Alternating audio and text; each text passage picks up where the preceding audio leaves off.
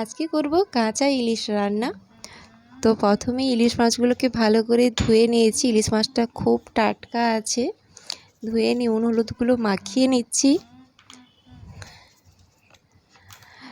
তো ইলিশ মাছ এরকম কাঁচা একবার রান্না করে দেখবে, খুবই ভালো লাগবে।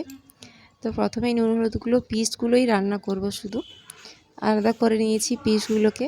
আর এখানে একটু পোস্ত আর সর্ষে বেটে নিয়েছি, ওর মধ্যে লঙ্কা গুঁড়ো আর হলুদ গুঁড়ো একটু মিক্সড করে নিচ্ছি।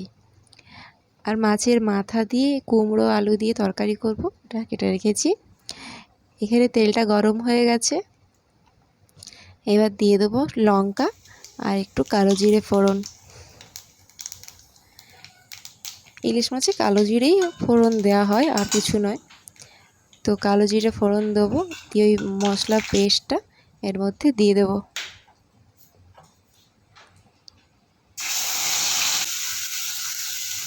একটু 1 মিনিটের মতো পেস্টটাকে একটু নাড়াচাড়া করে, কারণ সর্ষে বেশিক্ষণ তেলে নাড়াচাড়া করলে তেতো হয়ে যায়।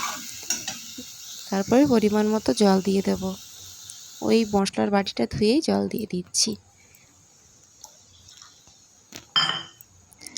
কাঁচা মাছটাও ঝোলে ফুটবে, তাই একটু বেশি পরিমাণ জলটা দেবো, কারণ জলটা মরে মরে অনেকটাই কমে যাবে। 1 মিনিট পর একটু ফুটে গেলে মাছগুলো ছাড়বো। পরিমাণ মতো নুনটা দিয়ে দিলাম। এবার কাঁচা মাছগুলোকে একে একে ছেড়ে দেবো।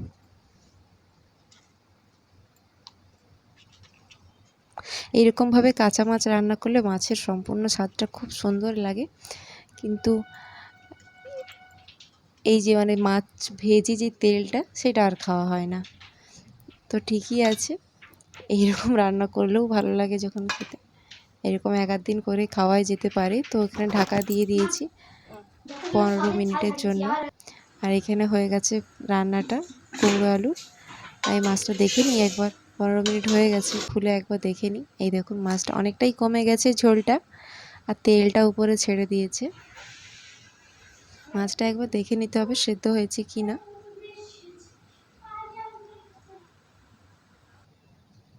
এই তো হয়ে গেছে। নামানোর সময় একটু কাঁচা লঙ্কা আর সর্ষের তেল দিয়ে নামাতে হবে।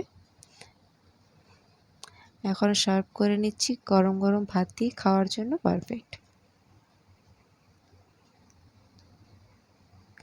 কেমন হয়েছে রান্নাটা অবশ্যই জানাবে।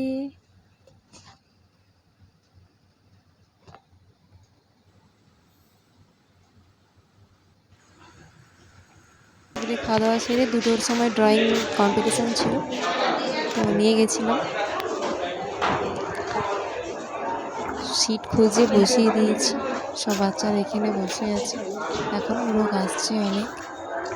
দোতলায় বসিয়েছি, এই যে নিচ থেকে এখনও অনেক লোক আসছে।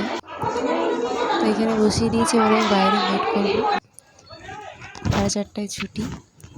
তো এখানে দাঁড়িয়েছিলাম অনেকক্ষণ। একটা ভদ্রলোককে দেখছি, ভেতরে ছেলেরা ফুটবল খেলছে, প্রচুর কাদা মেখে ভূত হয়ে। তো উনি খালি উঁকি মেরে মেরে এরকম দেখছেন, আর নিজের ছোটোবেলার কথা হয়তো মনে করছেন যে আমরাও এরকম খেলতাম যখন এদের মতো বয়স ছিল। ওই দেখুন কেউ উঁকি মেরে মেরে কীরকম দেখছে, একাই দাঁড়িয়ে বাইরে থেকে খেলা দেখছে। আর ভেতরে ছেলেরা সব ফুটবল খেলছে, ওই 20, 21, 22-এর মতো ছেলেরা সব, আর বেশি হতে পারে বা কিছু এরকম। ওটা একা একা দাঁড়িয়ে দেখছে, তাই আমি দাঁড়িয়ে দাঁড়িয়ে ভাবছি হয়তো অ্যাঙ্কেলটা হয়েছে এরকম। আমি ভাবছি যে ছোটোবেলায় আমরাও কত খেলেছি এরকম, হঠাৎ করে বয়স হয়ে গেল। ঠিকই আছে, আঙ্কেলটা যদি ভিডিওটা দেখে কি করবে আমি জানি না। আজকের ভিডিওটা এতটুকুই।